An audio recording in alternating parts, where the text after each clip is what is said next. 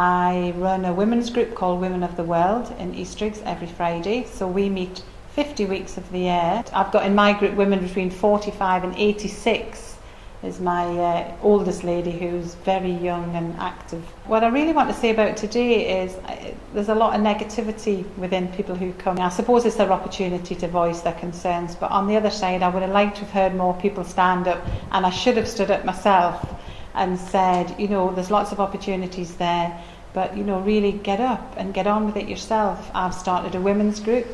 As a volunteer now, I run a gardening group, a natural history, a craft group, a reading group, a creative writing group.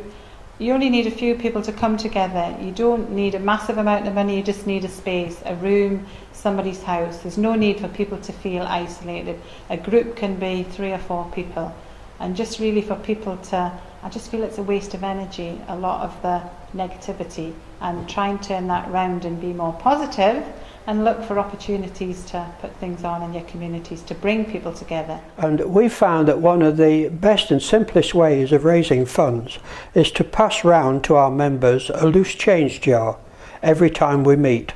And over the years that it's been operating, I've never yet had less than £400. We have the occasional bring and buy sales table at our meetings, that they perhaps had a present and of useful maybe to someone else, they might like to pass it on, and it raises funds. We have what we call prize papers, perhaps 50 questions on a particular subject, and you spend 50 pence and have a go and you can win a prize. And I give every member just 5 copies. Every year it brings in £200 or £300. Now, we're not one for holding the money. What we do with that money, everybody benefits within the group, because we have outings, pantomime trips and all sorts of things like this, and so the money's ploughed back, but it's a good way of raising funds. I've had some success in my campaigning, if you like, in as much as I've got extra disabled car parking places in areas which are frequented by older people. A school patrol officer can stop the traffic and let a young child across the road safely, but they're not allowed to let a senior citizen cross, and it's simply down to insurance, and to me that's just a silly anomaly. I want to say how important it is for older people to come together in groups and to do things together. Older people who might otherwise be sitting at home, feeling isolated, having no friends.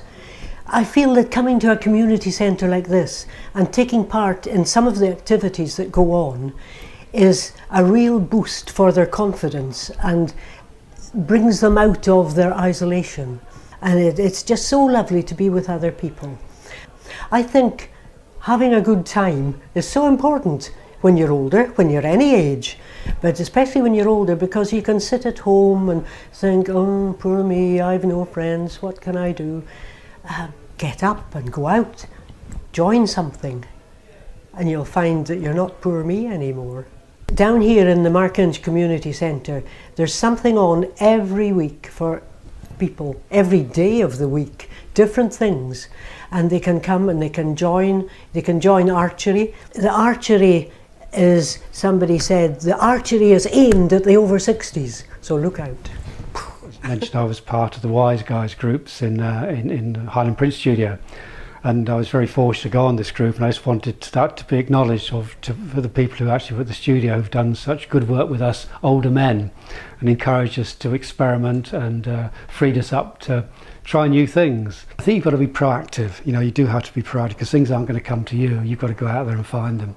And sometimes that is difficult for people who've retired because the whole world changes. But if you do get up, there's a likelihood that something will happen. And I think that's for me, that's the key to it. Try it, just go out and look at what's going on. There's lots of wonderful things happening around in Ullapool and elsewhere. And this is an example. I think it's exhilarating to hear people's enthusiasm. I mean, we run a coach which we have to pay for to pick them up on a Tuesday. But that's really all I have to say. It's just a little thought for people who are isolated in the Highlands.